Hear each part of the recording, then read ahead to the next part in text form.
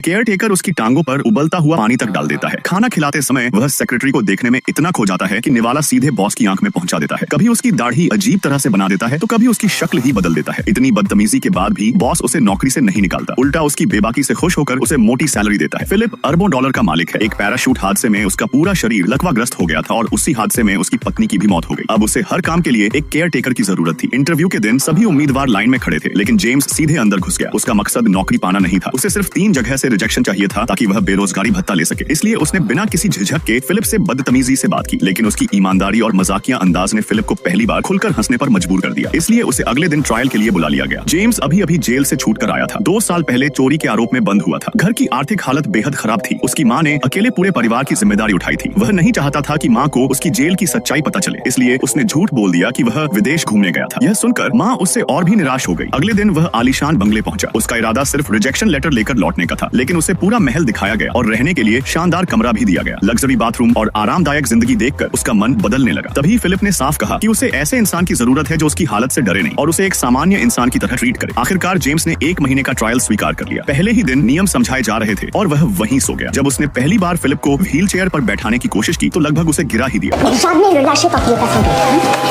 कुछ देर बाद पता चला कि उसे रोज स्पेशल कंप्रेशन स्टॉकिंग्स पहनानी होंगी ताकि ब्लड सर्कुलेशन बना रहे। यह सुनकर ही वह परेशान हो गया, लेकिन असली झटका तब लगा जब उसे पता चला कि उसकी नौकरी में ऐसी निजी देखभाल भी शामिल है जिसकी उसने कभी कल्पना नहीं की थी। हालांकि वह अक्सर लापरवाही करता, मजाक उड़ाता और कई बार सीमा भी पार कर देता, फिर भी फिलिप कभी नाराज नहीं होता। एक दिन जेम्स ने कहा कि व्हील चेयर वाली वैन छोड़ो, आज असली कार से चलते हैं। उसने गैराज से लग्जरी स्पोर्ट्स कार निकाली। पड़ोसी अक्सर उसके घर के सामने गाड़ी खड़ी कर देते थे। इस बार जेम्स ने अपने अनोखे अंदाज में मामला ऐसा सुलझाया कि दोबारा किसी ने वहाँ गाड़ी लगाने की हिम्मत नहीं की।